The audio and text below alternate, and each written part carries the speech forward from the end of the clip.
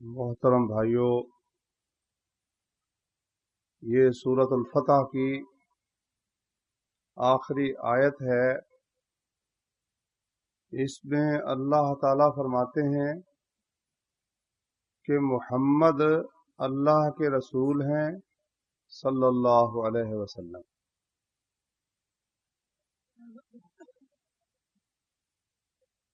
और जो लोग उसके साथ हैं वो काफिरों पर सख्त हैं,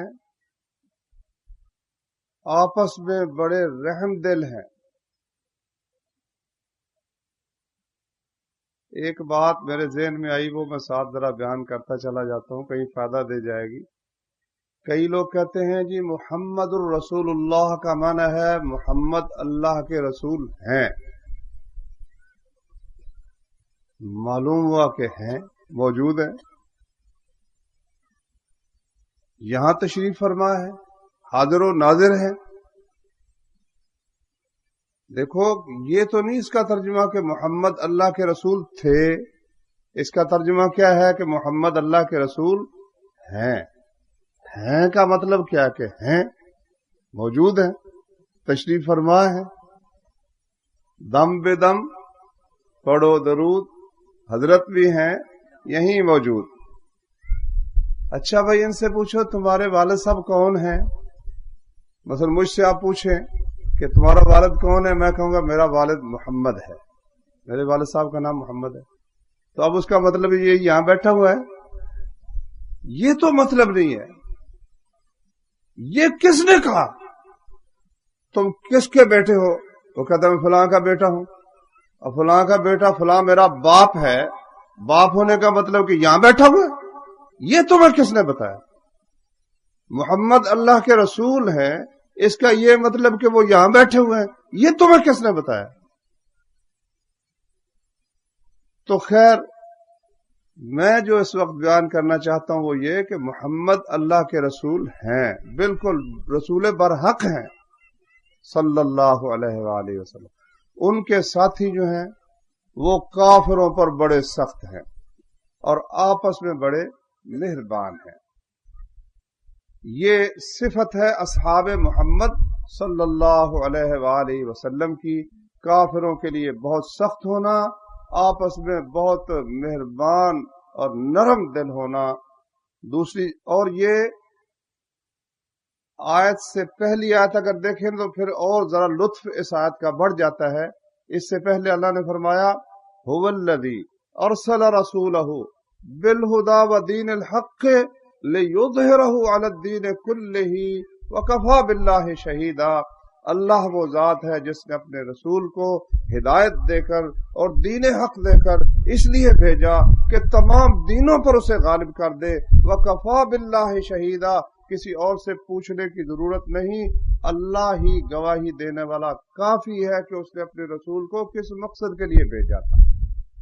उसने अपने रसूल को, अल्लाह फरमाता है मैंने इसलिए भेजा कि तमाम दीनों के ऊपर उसे गालिब कर दे।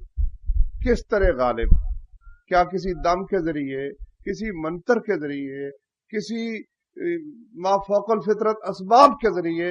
नहीं, मुहम्मदुर रसूलुल्लाह वल्लदीना मअहु अशिद्दाउ अलल कुफ्फार रुहमाउ बैनहुम। अल्लाह ने मोहम्मद सल्लल्लाहु अलैहि वसल्लम को रसूल बनाकर भेजा और उनको साथी अता किए जो काफिरों पर सख्त थे, आपस में रहम दिल थे। जब तक ये दो सिफतें नहीं होती कि आपस में हद दर्जे की मोहब्बत और दूसरों के लिए इंसान कहर इलाही बन जाए, हो हल्का यारा तो बरेशम की तरह नर्म, रज़्म हक़ व बातिल हो तो फौलाद है मोमिन। अपने दोस्तों के लिए रेशम की तरह नरम और दुश्मनों के लिए फौलाद की तरह सख्त जब तक नहीं होता, उस वक्त तक जो मकसद है ईमान का और इस्लाम का और मोहम्मद रसूलुल्लाह सल्लल्लाहु अलैहि वसल्लम के साथी होने का, वो पूरा नहीं हो सकता। तो मेरे भाइयों, अल्लाह ने अपने नबी सल्लल्लाहु अलैहि वसल्लम के साथियों की ये शान बयान की, क्योंकि इसके बगैर इजहार दीन का गलबा दुनिया में हो सकता नहीं। एक जगह अल्लाह फरमाते हैं कि या अय्युहल्लज़ीना आमनू, من یرتد منکم عن دینہ فسوف یأتی اللہ بقوم یحبہم ویحبونہ، اے لوگوں جو ایمان لائے ہو، تم میں سے جو شخص اپنے دین سے پھر جائے تو اللہ تعالیٰ کچھ اور لوگوں کو لے آئے گا۔ اللہ تمہارا محتاج نہیں ہے، تمہارا نیاز مند نہیں، وہ غنی ہے، اس کو کسی کی پرواہ نہیں ہے۔ اگر تم اپنے دین کو چھوڑ جاؤ گے، یہاں دین سے بھائیو کیا مراد ہے پتہ ہے آپ کو؟ جو شخص اپنے دین سے پھر جائے، اس کا مطلب کیا ہے کہ مرتد ہو کر اسلام سے نکل جائے، یا یہ معنی ہے؟ یہ معنی نہیں ہے۔ اس کا معنی یہ ہے کہ جو تم میں سے جہاد کو چھوڑ دے، یہاں دین کا معنی جہاد ہے۔ جس طرح دوسری حدیث میں رسول کریم صلی اللہ علیہ وسلم نے فرمایا، جس وقت تم بیلوں کی دمیں پکڑ لو گے اور تم کھیتی باڑی پر خوش ہو جاؤ گے اور بیلوں کی دمیں پکڑ لو گے اور جہاد کو ترک کر دو گے، اللہ تعالیٰ تم پر ذلت مسلط کر دے گا، اور اس وقت تک وہ ذلت ختم نہیں ہوگی حتی ترجعوا الی دینکم، جب تک تم اپنے دین کی طرف پلٹ کر نہیں آؤ گے۔ یہاں دین سے کیا مراد ہے؟ جہاد فی سبیل اللہ مراد ہے۔ تو اللہ فرماتے ہیں یا ایھا الذین آمنوا، اے وہ لوگوں جو ایمان لائے ہو، من یرتد منکم عن دینہ، تم میں سے جو شخص اپنے دین سے پھر جائے، فسوف یأتی اللہ بقوم یحبہم، اللہ ایک ایسی قوم کو لائے گا، ایسے لوگوں کو لائے گا، یحبہم جن سے اللہ محبت کرے گا، ویحبونہ وہ اللہ سے محبت کریں گے، اذلۃ علی المؤمنین اعزۃ علی الکافرین، ایمان والوں کے لیے بہت نرم دل ہوں گے، کافروں کے لیے بہت سخت ہوں گے، یجاہدون فی سبیل اللہ ولا یخافون لومۃ لائم، اللہ کی راہ میں جہاد کریں گے، کسی ملامت کرنے والے کی ملامت کی پرواہ نہیں کریں گے۔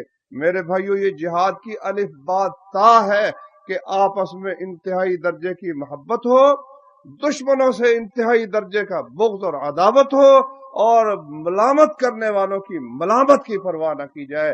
جو شخص یہ پہلی الف با تا پر کامیاب نہیں ہوتا، وہ جہاد کے مکتب میں داخل ہونے کے قابل ہی نہیں۔ یہ تو بھائیو بنیادی چیزیں ہیں۔ تو یہ ضرور، اس کے لیے پھر اللہ کے رسول صلی اللہ علیہ وسلم کا جب ہم اسوہ دیکھتے ہیں تو اس میں ہمیں نظر یہ آتا ہے کہ جو شخص اسلام کے حلقے میں آ گیا، آنے کے بعد اب اگر اس سے کوئی غلطی ہوتی ہے یا وہ دل سے مسلمان نہیں ہے، بظاہر کلمہ پڑھتا ہے، تو ایسے شخص سے بھی محمد الرسول اللہ صلی اللہ علیہ وسلم درگزر فرماتے ہیں کہ ایمان والوں کے ساتھ نرم سلوک ہی کرنا ہے، خواہ وہ کس قسم کی بھی یعنی ان سے غلطی ہو جائے۔ اگر اللہ تعالیٰ کی کوئی حد ہے وہ تو بہرحال نافذ کرنی ہے، لیکن اس کے علاوہ ان سے کوئی سختی کا سلوک، کفار والا سلوک ان کے ساتھ نہیں ہونا۔ حتیٰ کہ منافقین کے ساتھ بھی جہاں سختی کا اللہ نے حکم بھی دیا ہے، کافروں والی جو صریح کافر ہیں ان والی سختی ان کے ساتھ نہیں ہونی۔ دیکھ لو قرآن میں اللہ کہتا ہے یا ایھا النبی جاہد الکفار والمنافقین واغلظ علیہم ومأواہم جہنم وبئس المصیر، اے نبی جہاد کر کافروں سے اور منافقوں سے، واغلظ علیہم ان پر سختی کر، ان کا ٹھکانہ جہنم ہے، بہت برا ٹھکانہ ہے۔ لیکن اس سختی کے حکم کے باوجود پیغمبر صلی اللہ علیہ وسلم نے جس طرح کافروں کی گردنیں اتاری ہیں، جو فرمایا کہ اذا لقیتم الذین کفروا فضرب الرقاب، جب کافروں سے تمہاری مٹ بھیڑ ہو جائے ان کی گردنیں اڑانی ہیں، فضربوا فوق الاعناق وضربوا منہم کل بنان، ان کی گردنوں کے اوپر، ان کے پور کے اوپر مارو۔ یہ کفار کے متعلق حکم ہے۔ اور جو منافق تھے وہ تھے بے ایمانی، اندر سے مسلمان نہیں تھے، لیکن اس کے باوجود وہ کلمہ پڑھتے تھے، متکلم بکلمہ اسلام تھے۔ اس اسلام کے کلمے کی وجہ سے نبی کریم صلی اللہ علیہ وسلم نے ان کی بڑی بڑی گستاخیاں، ان کی بڑی بڑی نالائقیاں رسول کریم صلی اللہ علیہ وسلم نے برداشت فرمائی، اور جو مخلص مسلمان کبھی غصے میں آ کر کے، ان کا غصہ حقیقی تھا، درست غصہ تھا، جب وہ اجازت مانگتے تھے کہ جی ذرا اجازت دے، ان کا ہم بندوبست کریں، نبی صلی اللہ علیہ وسلم اس کی اجازت نہیں دیتے۔ میرے علم کے مطابق نبی کریم صلی اللہ علیہ وسلم نے کسی منافق کے متعلق کھلم کھلا قتل اسے کیا ہو، یا بندہ کو خفیہ لگا دیا ہو کہ اس کو ذرا صاف کر دو، میرے علم میں ایسا کوئی واقعہ نہیں۔ اگر کسی بھائی کے علم میں ہو تو وہ مجھے بھی بتائے، میرے علم میں اضافہ ہو جائے گا۔ ہاں، جو کھلم کھلا کافر تھے ان کو دونوں طریقوں سے صاف کیا ہے، کھلم کھلا بھی صاف کیا ہے، چھپ کے بھی ان کو صاف کیا ہے۔ دیکھ لو کعب بن اشرف، نبی صلی اللہ علیہ وسلم نے فرمایا کہ کوئی بندہ ہے، کعب بن اشرف نے اللہ اور اس کے رسول کو بڑی ایذا پہنچائی ہے۔ محمد بن مسلمہ کہنے لگے یا رسول اللہ، آپ اجازت آپ چاہتے ہیں اسے قتل کرو؟ ہاں فرمایا چاہتے ہیں۔ لو، 2-3 بندے اٹھے، انہوں نے جا کے اس کا کام صاف کر دیا۔ ایک قبیلہ یہ تھا، اوس کے تھے یا خزرج کے تھے، دوسرے قبیلے والوں نے کہا کہ ہمیں بھی کوئی نہ کوئی مشن ملنا چاہیے۔ ان کو مشن مل گیا، بھی تم نے خیبر میں جا کر وہ دوسرے خبیث کو قتل کرنا ہے، کیا نام تھا اس کا، ابو رافع کو۔ ایک قبیلے نے کعب بن اشرف کو صاف کر دیا، دوسرے نے ابو رافع کو صاف کر دیا، اور دونوں کی تفصیل اگر پڑھو، واللہ کیا فدائی مشن ہے، وہ اپنے آپ کو موت کے حوالے کرنے کے مشن ہے۔ لیکن اس وقت موقع نہیں کہ میں اس کی تفصیل ذکر کروں، تو میں عرض یہ کرنا چاہتا ہوں کہ نبی کریم صلی اللہ علیہ وآلہ وسلم نے صریح کفار کے ساتھ اور منافقین کے ساتھ ایک جیسا سلوک نہیں کیا، سختی کی ہے۔ وہ سختی یہ ہے بھئی ان سے بول چال بند ہو جائے، ان کو جو خصوصی مشن ہے، خصوصی موقع ہیں، ان میں شامل نہ کیا جائے، مشورے میں ان کو شریک نہ رکھا جائے، یہ سب کچھ تھا۔ لیکن ان کی بڑی اتنی گستاخی دیکھ لو، نبی کریم صلی اللہ علیہ وآلہ وسلم گئے سعد بن عبادہ رضی اللہ عنہ کی بیمار پرسی کے لیے، اللہ اکبر، بیمار پرسی کے لیے گئے تو رستے میں عبداللہ بن ابی بھی تھا، تو آپ کے گدھے کی وجہ سے ذرا غبار اڑانا، تو اس نے ناک پر کپڑا دے دیا، کہتا ہے یہ غبار نہ اڑاؤ، جو تمہارے پاس جاتا ہے ٹھیک ہے اس سے بات کرو، جو نہیں جاتا خواہ مخواہ لوگوں کو تنگ کیوں کرتے۔ اللہ اکبر، نبی کریم صلی اللہ علیہ وسلم نے سعد بن عبادہ سے جا کے شکوہ کیا، کیونکہ اس کے قبیلے کا بندہ تھا۔ اس نے کہا یا رسول اللہ آپ فکر نہ کریں، بات در حقیقت یہ ہے کہ پورے مدینے والوں نے ایک تاج تیار کر لیا تھا اس کو مدینے کا بادشاہ بنانے کے لیے، جب آپ کو اللہ تعالیٰ لے آیا تو سب کی توجہ آپ کی طرف ہوگی، اب حسد کی وجہ سے وہ برداشت نہیں کر سکا، اس واسطے اس کو یہ اچھو لگ گیا۔ یہ لفظ آتا ہے شرے کا، یعنی اتھرو آ گیا اس کو۔ نبی کریم صلی اللہ علیہ وسلم کہنے لگا یا رسول اللہ آپ اس کی پرواہ نہ کریں۔ پھر تبوک پر گئے نا، تو اس ظالم نے بڑا ہی سخت لفظ بولا۔ ہوا کیا، ابھی 2 صحابہ کی آپس میں ذرا کچھ جھگڑا ہو گیا۔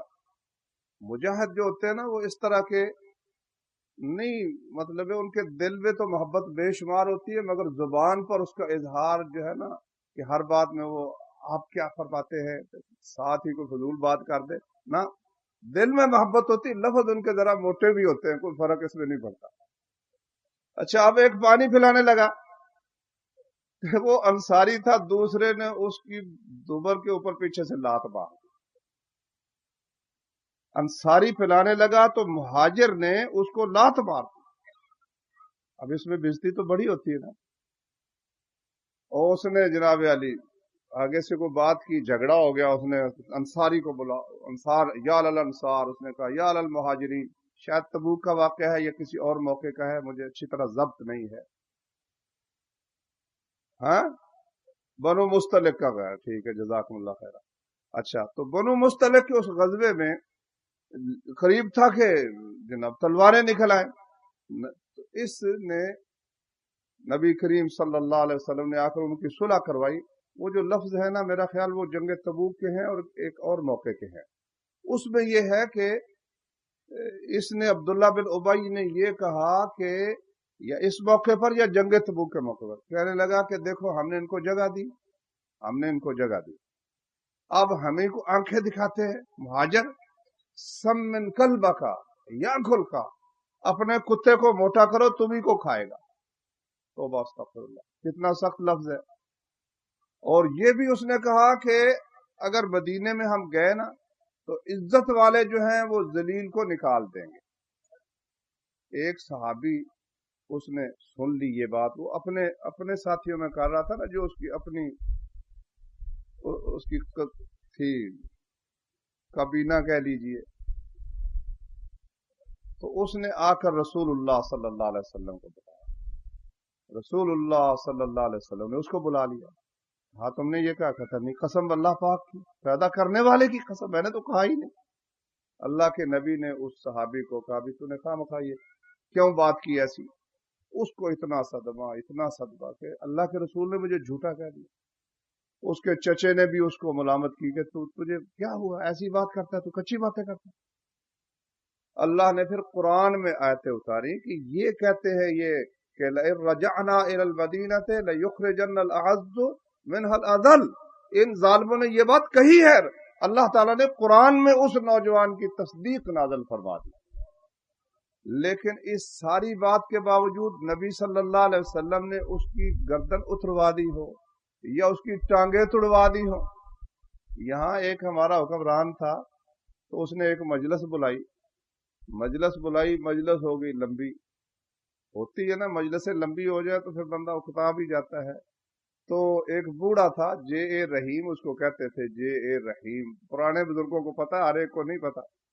وہ اس پارٹی کا بہت بڑا تھمب تھا سمجھو۔ وہ بیچارہ سارا دن بھوک کا مارا ہوا، تھک بھی گیا، اس کو بڑبڑ دو چار اس نے کر دی نا، اس نے کہا کیا اتنا لمبا وقت لگاتے ہو؟ اب چیئرمین صاحب نے حکم دیا اس کو ذرا صاف کرو، اور بیچارے کو مار مار کر اس کا ستیہ ناش کر۔ کیا حضرت محمد صلی اللہ علیہ وسلم دماغ صحیح نہیں کروا سکتے تھے؟ نہیں کروا سکتے تھے، یقیناً کروا سکتے تھے۔ اس کو ختم نہ کرواتے، اس کی ٹانگیں تو توڑوا سکتے تھے، اس کو جو ہے کمبل کوٹ تو اس کی کروا سکتے تھے، لیکن نبی کریم صلی اللہ علیہ وسلم نے نہ اس کی کمبل کوٹ کروائی ہے، نہ اس کی ٹانگیں توڑوائی ہیں، نہ نبی کریم صلی اللہ علیہ وسلم نے اس کو خفیہ طور پر صاف کروایا ہے۔ اس میں میرے بھائیوں بڑی بات ہوتی ہے، اس لیے کہ وہ اسلامی برادری میں شامل ہو چکا ہے۔ اب اس سے تعلق رکھنے والے اور لوگ بھی ہیں، کہتے ہیں نا بھائی کتے تیرا منہ نہیں مارتا، تیرے مالک کا منہ مارتا ہے، ایسا بھی ہوتا ہے۔ اور اس کا لڑکا عبداللہ بن ابی کا بڑا مخلص مومن تھا، اس کو پتا چلا کہ اس نے یہ باتیں کی ہیں، پہلے تو اس نے یہ کیا کہ جا کے نا مدینے کے دروازے پہ کھڑا ہو گیا، اپنے والد سے کہتا ہے کہ اندر آپ نہیں جا سکتے جب تک یہ تسلیم نہ کرو کہ اللہ کا رسول عزت والا ہے اور تم ذلیل ہو، یہ ماننا پڑے گا۔ اور پھر اللہ کے نبی کے پاس آیا، کہتا ہے یا رسول اللہ، مجھے معلوم ہوتا ہے کہ آپ میرے والد کو قتل کروا دیں گے، قتل کا حکم دیں گے، تو اگر قتل کرنا ہے نا تو مجھے کہیں، میں اس کا سر اتار کے لاتا۔ مطلب کیا کہ کوئی اور قتل کرے گا تو ہو سکتا ہے مجھ سے برداشت نہ ہو سکے، لیکن آپ کا حکم میں خود تسلیم کرنے کے لیے تیار۔ معلوم ہوا کہ جو متکلم بے کلمہ اسلام ہو جاتا ہے اس کے لیے مسئلہ ذرا مختلف ہو جاتا ہے۔ اب دیکھیے، ایک دفعہ نبی کریم صلی اللہ علیہ وآلہ وسلم کچھ مال تقسیم کر رہے تھے، تو ایک بندہ آیا، ذوالخویسرہ اس کو کہتے ہیں، وہ کہنے لگا اعدل یا محمد، اے محمد انصاف کا، صلی اللہ علیہ وسلم، کیونکہ آپ ایک جیسا سب کو نہیں دے رہے تھے، کسی کو زیادہ دے دیا، کسی کو کم دے دیا۔ اب یہ بھی کچھ لوگوں کا خیال ہے کہ یہ بے انصافی ہے، کئی لوگ تو ان کا یہ بے انصافی کا مرتکب وہ اللہ کو قرار دیتے ہیں، نبی کو قرار نہیں دیتے۔ اس سے پہلے جو یہاں کے خبیث تھے نا، وہ کہتے تھے کہ ہم ملک میں مساوات محمدی قائم کرنا چاہتے ہیں۔ مساوات محمدی کا مطلب یہ ہے کہ اللہ کی مساوات جو ہے یہ تمہیں پسند نہیں ہے، یا دوسرے لفظوں میں کہہ لو کہ اللہ نے تو مساوات کی ہی نہیں، اللہ نے حقیقت یہ ہے، اللہ کہتا ہے وَرَفَعْنَا بَعْضَكُمْ فَوْقَ بَعْضٍ دَرَجَاتٍ لِيَتَّخِذَ بَعْضُكُمْ بَعْضًا سِخْرِيًّا۔ اللہ نے سب کو ایک جیسا بنایا ہی نہیں ہے، کوئی امیر ہے، کوئی اس سے امیر ہے، کوئی اس سے امیر ہے، کیونکہ سب لوگ اگر ایک جیسے امیر یا ایک جیسے غریب ہوتے کوئی کسی کا کام ہی نہ کرتا۔ اب ہر ایک دوسرے کا کام کر رہا ہے، دنیا کا نظام چل رہا ہے، پروردگار سے بڑھ کر انصاف والی کوئی ہستی نہیں ہے، لیکن ان خبثاء نے، ان ظالموں نے پروردگار پر یہ دھبا لگایا کہ پروردگار عدل نہیں کرتا، عدل کرتے ہیں تو کون کرتے ہیں؟ محمد صلی اللہ علیہ وسلم کرتے ہیں۔ اس لیے ہم اس ملک میں مساوات محمدی رائج کریں گے۔ دراصل یہ ٹھوکر ہے، چوٹ ہے اللہ تبارک و تعالیٰ پر، اور یہ چوٹ نہیں، یہ ایک حقیقت کا اظہار ہے۔ اللہ تعالیٰ خود کہتا ہے میں نے سب کو ایک جیسا بنایا ہی نہیں۔ یہ کوئی دانش مندی ہے کہ سب ایک جیسے ہوں؟ سب ایک جیسے ہوں تو دنیا کا نظام چل نہیں سکتا۔ پروردگار نے اللہ تبارک و تعالیٰ نے آدم کی پشت پر ہاتھ پھیر کر ان کی ساری اولاد باہر نکالی تو سب ان کے سامنے کر دی، کوئی امیر، کوئی غریب، کوئی آنکھوں والا، کوئی اندھا، کوئی ٹانگوں والا، کوئی لنگڑا، کوئی خوبصورت، کوئی بدصورت۔ کہتا پروردگارا یہ تو نے کیا کر دیا، سب کو ایک جیسا کیوں نہیں کیا؟ اللہ نے فرمایا میں نے یہ اس لیے کیا ہے تاکہ میرا شکر ادا کیا جائے، تاکہ میرا شکر ادا کیا جائے۔ ہر شخص جو ہے وہ اگر بدصورت بھی ہے نا، اگر وہ دیکھے تو اس سے بھی بڑھ کر، اگر اس کی آنکھیں نہیں ہیں، دنیا میں ایسے لوگ ہیں جن کے کان بھی نہیں ہیں، جن کی ٹانگیں بھی نہیں ہیں، پروردگار نے شکر گزاری کے لیے بندے کو ایک جیسا نہیں بنایا۔ اچھا، تو اب وہ جو چیئرمین صاحب اور ان کی پارٹی وہ کہتے تھے مساوات محمدی قائم کریں گے، سب کو 12 قلعے دیں گے۔ پرانے بزرگوں کو پتا ہے، کئی تو میرا خیال پیدا ہی بعد میں ہوئے، بچے ان کو پتہ نہیں ہے۔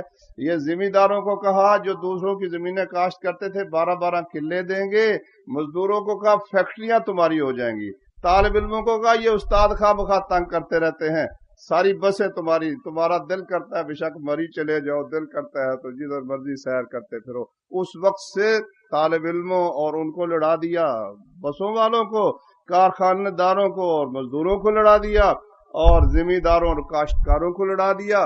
کاشتکار کہتے تھے پتہ ہمیں بھی ہے کچھ نہیں ملنا، مزدور کہتے تھے پتہ ہمیں بھی ہے ہمیں کچھ نہیں ملنا، مگر اتنا تو ہے ان کے پاس بھی تو نہ رہے۔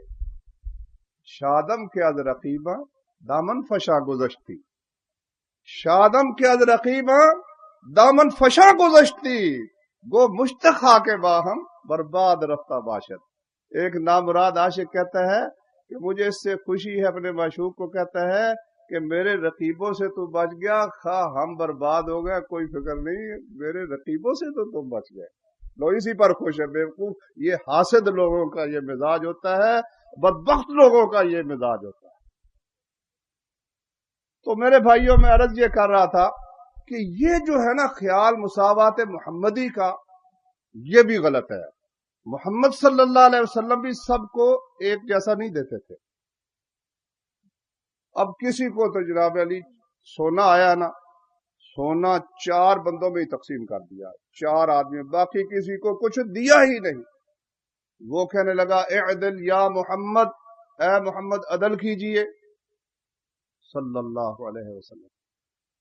اچھا، فتح الباری میں یہ لکھا ہوا ہے، ایک روایت انہوں نے نقل کی ہے کسی کتاب سے کہ اس نے قسم کھائی، ظالم قسم کھائی، کہتا ہے قسم اللہ پاک کی اے محمد تو نے انصاف کیا ہی نہیں۔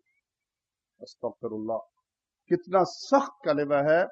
آپ نے سنا ویلک، کیا تجھ پر افسوس ہو، آسمان والا مجھے امین سمجھتا ہے تو مجھے امانت دار نہیں سمجھتے، پھر جب میں انصاف نہیں کروں گا تو وہ انصاف کون کرے گا؟ خالد نے کہا رضی اللہ تعالی عنہ، بعض روایتوں میں عمر بن خطاب کا ذکر بھی ہے، خالد کہنے لگے یا رسول اللہ دعنی اضرب عنق ھذا المنافق، اجازت دیجیے اس منافق کی گردن اتار دو۔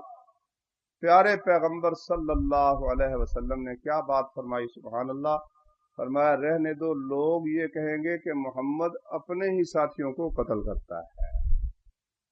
یہ کلمہ محمد سن نہیں سکتے صلی اللہ علیہ وسلم، یہ بات نبی کریم صلی اللہ علیہ وسلم سن نہیں سکتے۔ کہ کوئی شخص یہ کہے کہ محمد صلی اللہ علیہ وسلم نے اپنے ہی ساتھیوں کو قتل کرنا شروع کر دیا، یہ بات پیارے پیغمبر صلی اللہ علیہ وسلم نہیں سن سکتے، کیونکہ جب ساتھی ایک شخص بن گیا تو پھر اس کے قتل کی بات پھیلے تو اس سے دشمن خوش ہوں گے، دوستوں کا دل جو ہے وہ ٹوٹنے کا خطرہ ہے۔ دوستوں کا دل ٹوٹنے سے بچانے کے لیے ہر مومن مجھ سے بے فکر ہونا چاہیے کہ میرے اس بھائی کی تلوار میرے خون سے آلودہ ہوگی یا رنگین ہوگی۔ یہ نہیں ہو سکتا کہ محمد صلی اللہ علیہ وسلم کی تلوار کلمہ پڑھنے والے شخص کے خون سے رنگین ہو جائے۔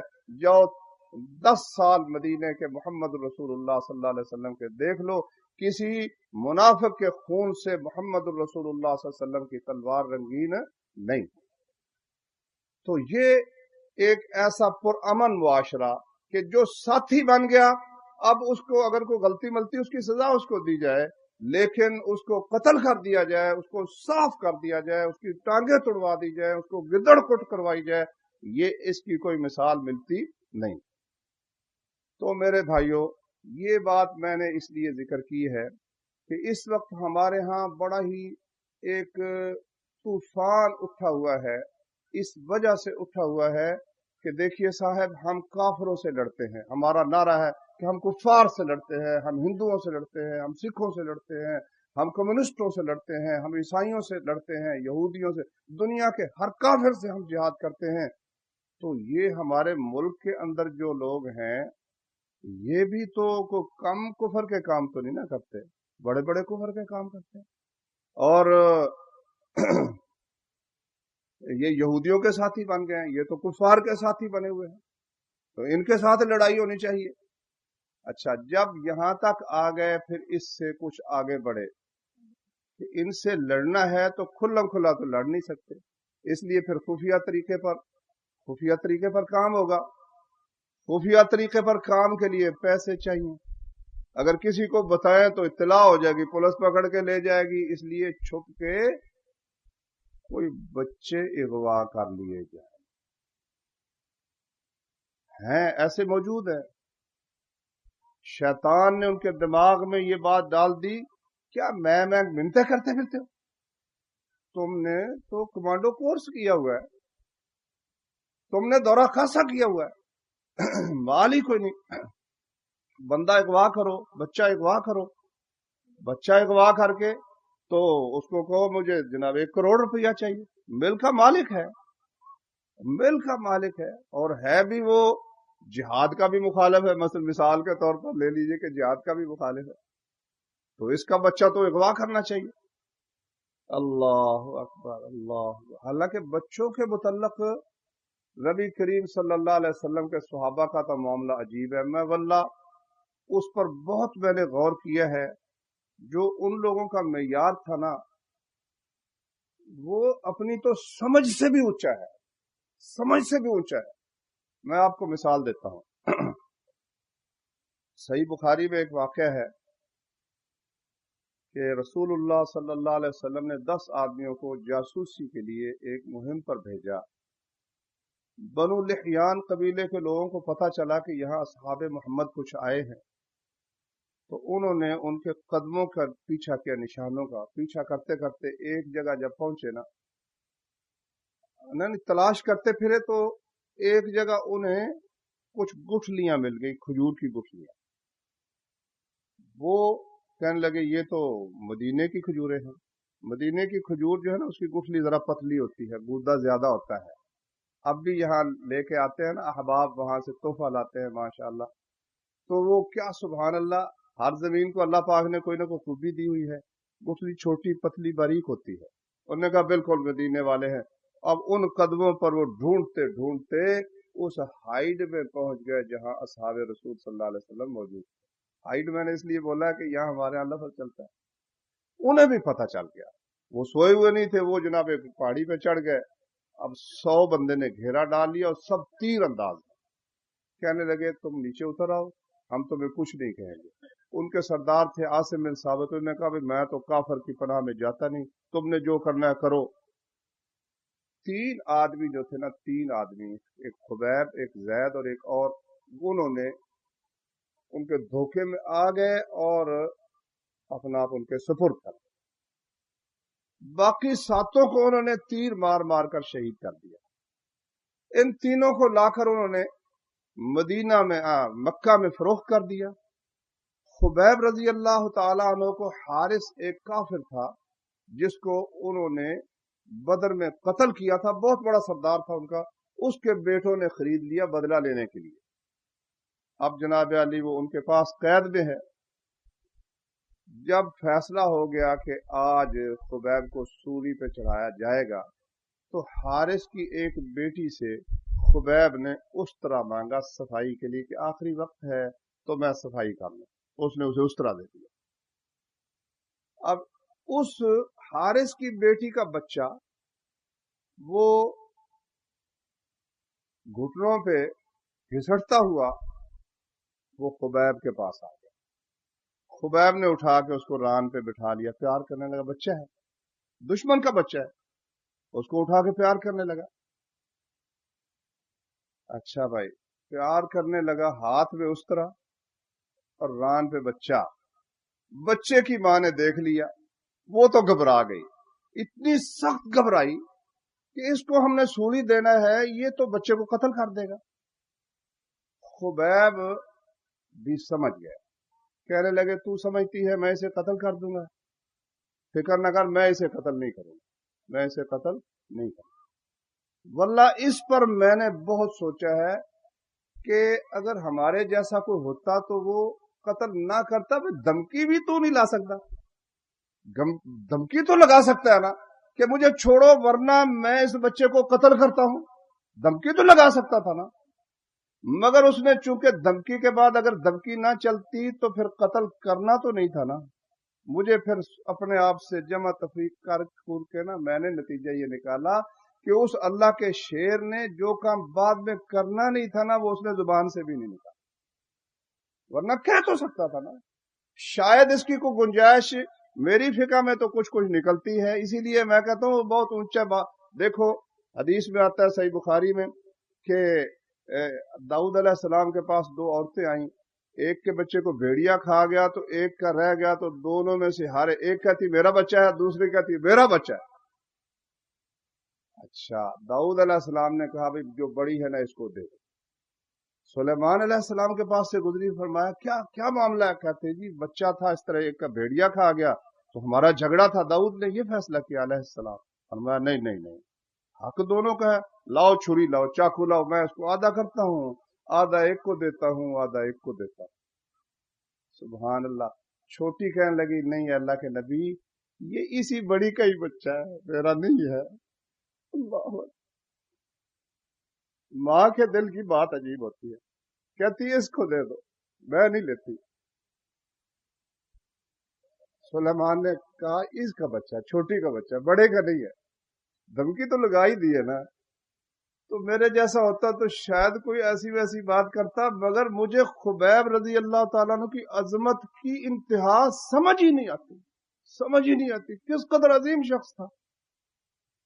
حارث کی بیٹی کہتی ہے کہ قسم اللہ کی ایسا اسیر میں نے دیکھا ہی نہیں۔ کہتی ہے مکے میں کوئی اس وقت پھل نہیں تھا، میں نے اس کے ہاتھوں میں انگور کا گچھا دیکھا ہے، انگور کا گچھا کھا رہا ہے۔ کہتی ہے بیڑیاں پڑی ہوئی، انگوروں کا گچھا کھا رہا ہے خبیب رضی اللہ تعالیٰ۔ تو کلمہ پڑھنے والوں کو قتل کرنے کے منصوبے، ان کو اغوا کرنے کے منصوبے اور جہاد کے دعوے، یہ کس طرح میرے بھائیو درست ہو سکتے ہیں؟ بہت غلط راستے پر ہمارے بھائی کئی چل نکلے۔ انسان کو اللہ کی توفیق جب چھوڑ دیتی ہے نا پھر وہ کام غلط کاموں کے اوپر لگ جاتا ہے۔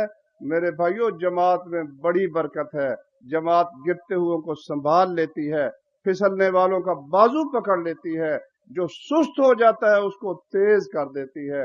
آپ سب لوگ جو یہاں آئے ہوئے ہیں اللہ کی توفیق سے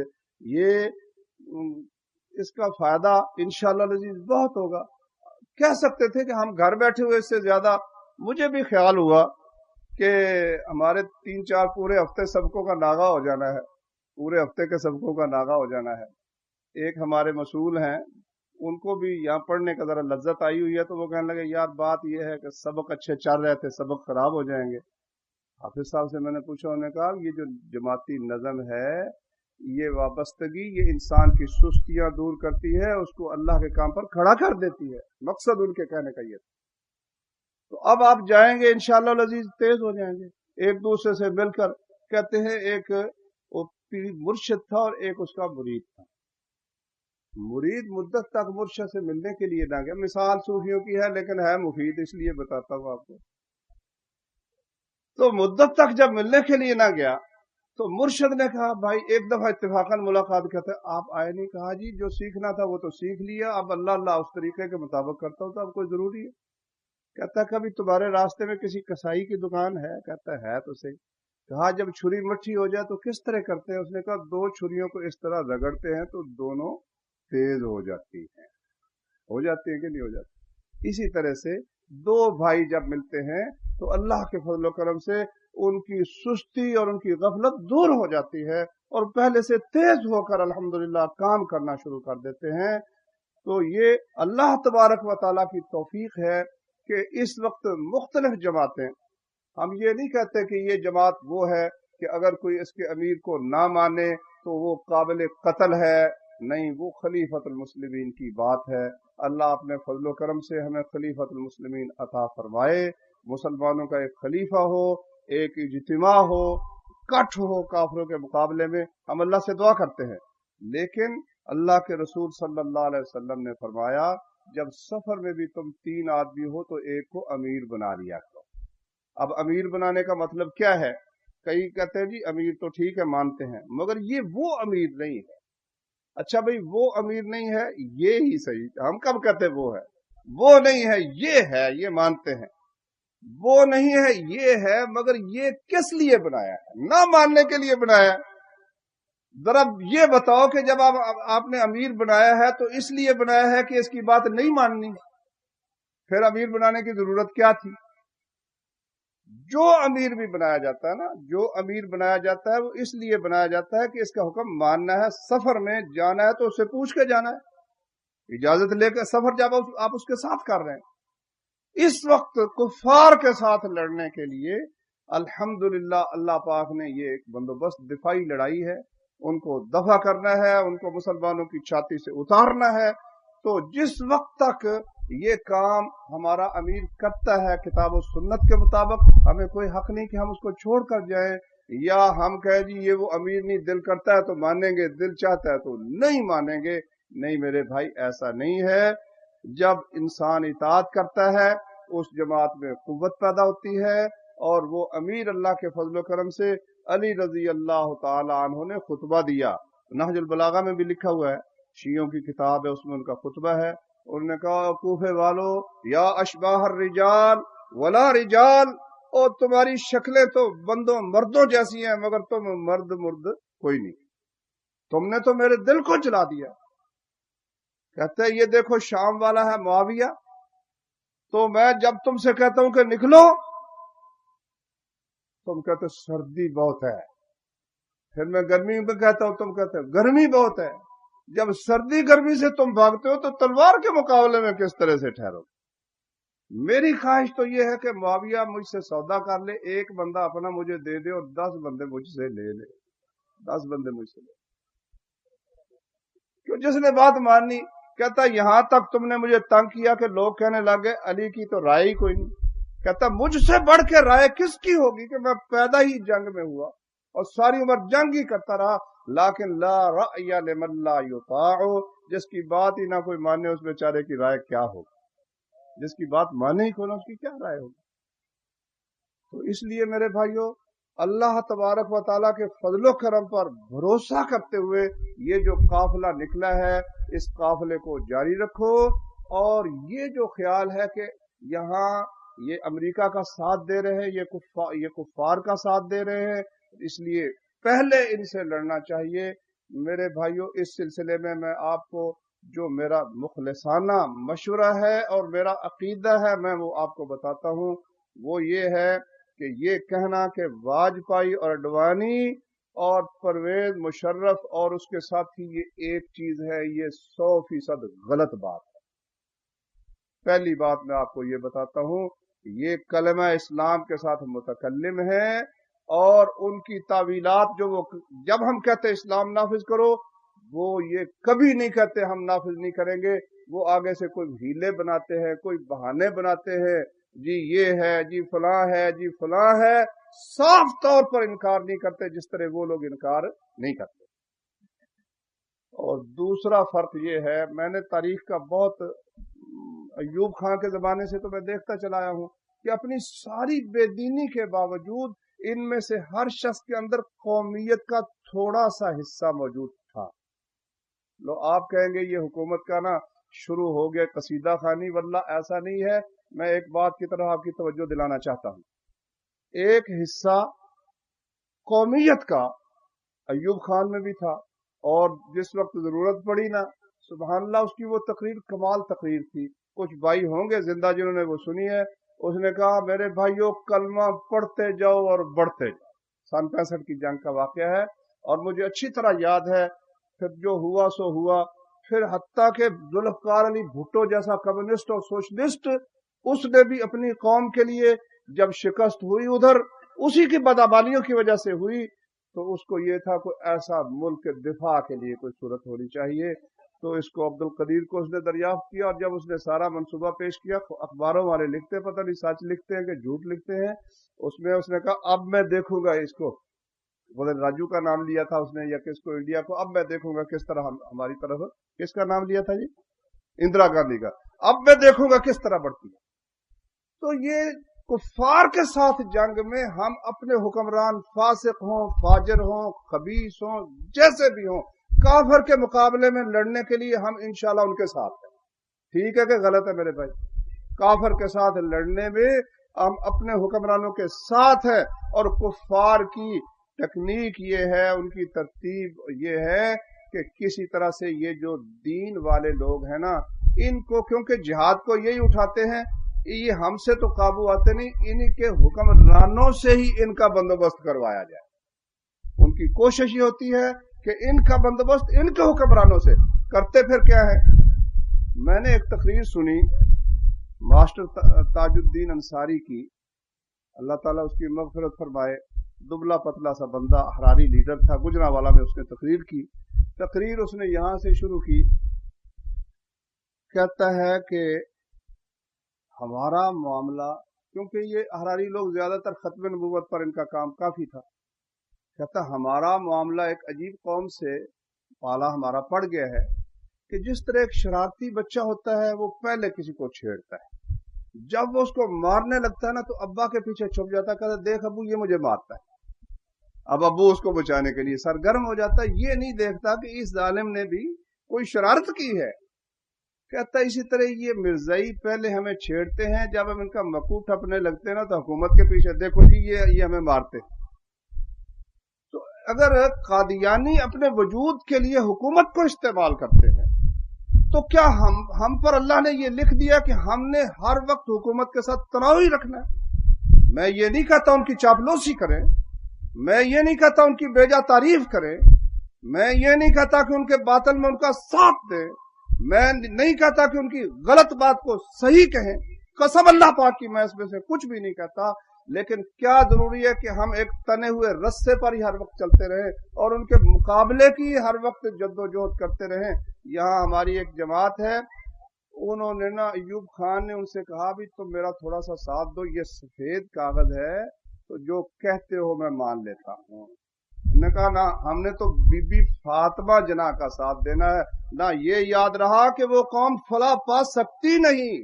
نبی صلی اللہ علیہ وسلم نے فرمایا جو عورت کے سپرد اپنا معاملہ کر دیتی ہے اس وقت عورت کی حکومت بھی جائز ہوگی، مضمون لکھنے، جو ان کا ہیڈ کوارٹر تھا وہاں سے مضمون شروع ہو گئے اور تقریریں شروع ہوگی۔ یہ اس وقت اس نے کہا کہ ایوب خان میں کوئی خوبی نہیں سوائے اس کے کہ مرد ہے، اور اس خاتون میں کوئی خرابی نہیں سوائے اس کے کہ عورت ہے۔ توبہ استغفر اللہ، اس عورت کو جو ساری عمر بے پردہ پھرتی رہی، شیعہ تھی، پتہ نہیں کیا کچھ تھی، شادی اس بیچاری نے نہیں کی۔ ہمارا انشاءاللہ گمان اس کے متعلق اچھا ہی ہے، کیونکہ کوئی ایسا گمان کرنا تو درست نہیں ہے، لیکن کہنے کا مطلب یہ ہے کہ کہا کہ یہ جو عورت ہے اس میں کوئی خرابی نہیں سوائے اس کے کہ عورت ہے، اور اس میں کوئی خوبی نہیں سوائے اس کے کہ مرد ہے۔ حد ہو گئی نا، حد ہو گئی۔ उस वक्त से लेकर तनाव, अब उनको कुछ कुछ समझ आ रही है। अब लोग कहते हैं ये हेड क्वार्टर के जो है ना उसके साथ मिले हुए हैं, GHQ के साथ अब मिले हुए हैं, मार खा खा कर कुछ उनको समझ आई। कहने का मतलब ये है कि काफरों ने ये नुस्खा इस्तेमाल किया मिस्र में जो इस्लाम वाले थे नहीं समझ उनको आई। काफर जो बेदीन थे वो हुकूमत वालों के करीब हो गए, ये बस मुकाबला ही मुकाबला। नतीजा ये हुआ कि आज मिस्र में हक बात कहने की गुंजाइश नहीं, हक बात कहने की गुंजाइश नहीं। यहाँ एक साहब तशरीफ लाए हमारे एक इज्तिमा में, बहुत बड़ा खतीब था, मुझे याद नहीं उनका, अरब शाम का खतीब था, अदनान अल अरूर। उसने खुद मुझे बताया, उसने कहा शाम में अहले हदीस का इतना काम हो रहा था कि हमास शहर जो था ना तकरीबन सारी आबादी अहले हदीस हो गई थी, और सारे मुल्क में हुकूमत की तरफ से कोई पाबंदी नहीं थी। कुछ बेवकूफ नौजवानों ने कहा ये तो जो हाकिम है ये तो गलत अकीदे का है, बातिल अकीदे का है, हुकूमत के खिलाफ कार्रवाइयां होनी चाहिए। उनको समझाया भाई जब तुम्हें मौका है, दावत दीन का मौका है, और मुतकल्लिम बे-कलमा इस्लाम है, अच्छे हैं, बुरे हैं, गंदे हैं, तुम्हें वो कुव्वत भी नहीं कि उसको बदल सको। एक तो है ना कि इतनी कुव्वत है, उसके पाए का एक जर्नैल है वो उठा के उसको फेंकता है और खुद काबू कर लेता है। ठीक है, अगर कर सकता है तो हम नहीं कहते कि वो करे कि ना करे, सोच ले, अपने बदन को तोल ले, ये उसका काम है, हमारा काम नहीं है। लेकिन एक आदमी जिसके हाथ में कुछ है ही नहीं, वो कहता है इनको हमने उतारना है, हर हाल में ये करना है, वो करना है। नतीजा उसका क्या हुआ? नतीजा उसका ये हुआ कि हमारा शहर चंद कार्रवाइयां हुई, उनको मौका मिल गया, उन्होंने पूरे शहर पर हवाई जहाज से बमबारी करवाई और बुलडोजरों से पूरा शहर ही मिसमार कर दिया, पूरा शहर। दुनिया में ऐसी तारीख, ऐसी मिसाल इस जमाने में हमारा शहर जैसे जुल्म की नहीं मिलती। लेकिन उस जुल्म करवाने में हमारे अपने भाइयों का भी कुछ ना कुछ हिस्सा था। तो इसलिए मेरे भाइयों अच्छी तरह से सोच समझ कर बंदे को करना चाहिए। मुझे मालूम हुआ एक बड़े मोतबर जरिए से कि शेख उसामा ने जिस वक्त वहां हुई है बमबारी, तो उन्होंने कहा कि लश्कर तैयबा वालों को ये मेरा पैगाम पहुंचाना कि तुम्हारी क्या है पॉलिसी है कि हुकूमत के साथ हमने उलझना नहीं है, लड़ना नहीं है। ये पॉलिसी दुरुस्त थी और हमने खामखा हुकूमतों के साथ, मुस्लिम हुकूमतों के साथ उलझने की जो पॉलिसी इख्तियार की, हमारी पॉलिसी दुरुस्त नहीं। तो मेरे भाइयों, हमें इसलिए इस बात पर खूब अच्छी तरह से गौर करना चाहिए, अपने आप को संभाल के रखना चाहिए।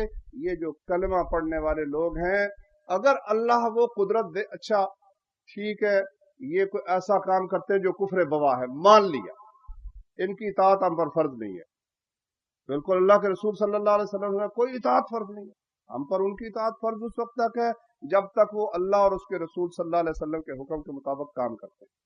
लेकिन अब हम पर फर्ज है कि लाजिमन इनसे लड़ो, खा उनसे लड़ने की सूरत में काफिर यहां आ जाए। कुछ थोड़ा सा दिमाग से काम लेना चाहिए। एक सहाबी था, उस सहाबी को किसी ने कहा भाई तुम उठते क्यों नहीं, ये जो है इसने जबरदस्ती कब्जा किया हुआ है हुकूमत पर। उसने जवाब ये दिया, मुझे उनका नाम इस वक्त याद नहीं, हाँ जी, उसने कहा कि मैं ऊंट ही चराऊंगा ना, इसकी गुलामी में हूं, ऊंट चराता हूं ना, तो क्या मैं ऊंटों का चराना छोड़कर खंजीर चराने लग जाऊं? काफिरों का कब्जा जब हो जाएगा मुझे खंजीर चराने पड़ेंगे, कसम अल्लाह पाक की। अगर ये जिनको तुम कहते हो ना ये बेदीन है बेदीन, इसमें शक नहीं है, लेकिन आपको क्या खबर है कि मुमकिन है कि वो हमसे भी कितने ज्यादा तंग हो। वो जो कभी कहते हैं मुशर्रफ पर हमको एतबार नहीं है, मुशर्रफ पर हमें एतबार नहीं, हमें भी नहीं है, समझे ना, पूरा हमें भी एतबार नहीं तो पूरा उनको भी एतबार नहीं है। लेकिन अगर उनके साथ पूरा पक्का हो तो फिर तो एतबार पक्का हो जाता है। ये जो हम रोज खबरें पढ़ते हैं कि तय हो चुका है पाकिस्तान पर हमला होगा, वो क्यों होता है? मैं ये अल्लाह से दुआ करता हूं कि परवरदिगारा अमेरिका का गुरूर तोड़ने के लिए तू हमारे एटम बम को इस्तेमाल कर ले, तेरे सामने कोई मुश्किल नहीं। यहूदियों की कुव्वत को तोड़ने के लिए तू हमारे एटम बम को इस्तेमाल कर ले, ہمارے حکمرانوں کو اپنی تمام کوتاہیوں کے باوجود اڑ جانے کا تو توفیق عطا فرما. کہہ دے کہ بس بہت ہو چکا، میں باز آیا محبت سے، اٹھا لو پامدان اپنا. کہہ دے صاف طور پر. تو کہنا پڑے گا، آج نہیں کہیں گے کل کہنا پڑے گا، کل نہیں کہیں گے پرسوں کہنا پڑے گا، اخیر کہنا پڑے گا. اور اگر نہ کہا اور ان کے ساتھی بن گئے ببرت کارمل کی طرح، پھر ہم انشاءاللہ اللہ کے فضل و کرم سے ان سے بھی لڑیں گے. جس طرح عراق میں کچھ لوگ امریکہ کے ساتھ ملے، ان سے لڑنا فرض ہے، اسی طرح افغانستان میں جو لوگ امریکہ کے ساتھ ملے ان سے لڑنا فرض ہے. پاکستان میں اگر امریکہ کا قبضہ ہوتا ہے اور یہ فوج ان کا ساتھ دیتی ہے، ہم انشاءاللہ ان کے ساتھ بھی لڑیں گے اور ضرور لڑیں گے.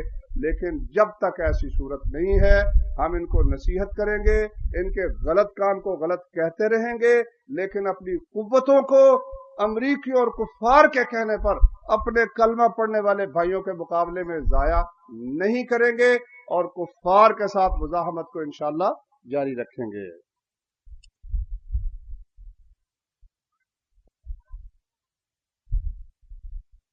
آپ نے فرمایا کہ یہ وہ خلیفہ امیر نہیں مگر یہ بھی اطاعت کرنے کے لیے بنایا گیا ہے. پھر وہ امیر جس کی اطاعت کے لیے احادیث آئی ہیں، وہی احادیث اس امیر کی اطاعت کے حق میں پیش کی جا سکتی ہیں، یا پھر اطاعت کے لیے حدیث کا کیا حوالہ ہوگا؟ بھئی پیش کی جا سکتی ہے نا. دیکھو نبی صلی اللہ علیہ وسلم نے فرمایا کلکم مسئول وکلکم مسئول عن رعیتہ. تم میں کلکم راعن، میں نے کیا پڑھا؟ رعیتم.